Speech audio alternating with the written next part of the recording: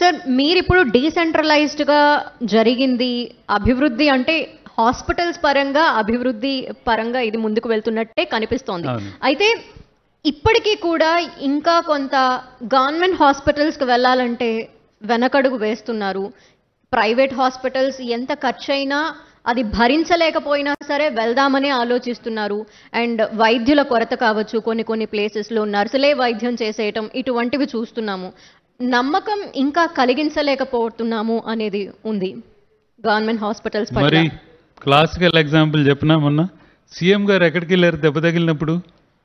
CM గారు government హాస్పిటల్కి వెళ్ళారు. మరి అది నమ్మకం కలిగించటమా కాదా? మీకు నమ్మకం కలిగించటమా కాదా? నేను ప్రభుత్వ వైద్యుడిగా 22 సంవత్సరాలు పనిచేశాను.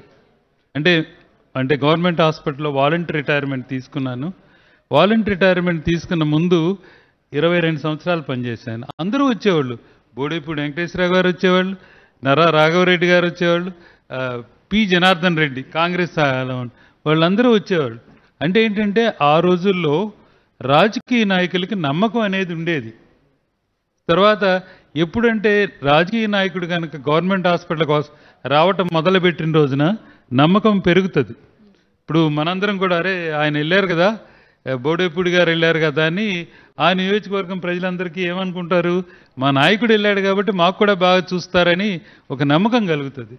సో రాజకీయ నాయకులు, బ్యూరోక్రాట్స్ వీళ్ళందరూ గవర్నమెంట్ హాస్పిటల్స్కి వచ్చిన రోజునే మనం ఇంప్రూవ్మెంట్ అవుతుంది. నేను చదువుకున్నప్పుడు మాకు ఈఎన్బి శర్మ గారు అనే గొప్ప సర్జన్ కింద చేశాను నేను గుంటూరులో.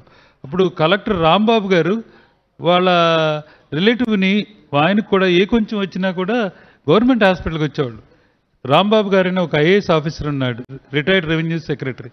ఇలా రావటం వల్ల ఏంటంటే హాస్పిటలైజేషన్కి, హాస్పిటల్స్ ఇంప్రూవ్మెంట్కి ఎక్కువ అవకాశం ఉంటుంది.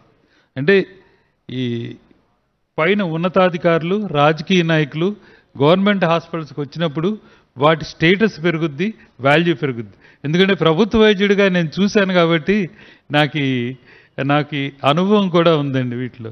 అండ్ మొన్న జగన్ గారికి వెళ్ళారు కదా, మీరు ఒప్పుకుంటారా లేదా? ఒప్పుకోవాలి. సో మరి మనం ప్రభుత్వ హాస్పిటల్ మీద మనకు ఉందా లేదా నమ్మకం? ఉంది.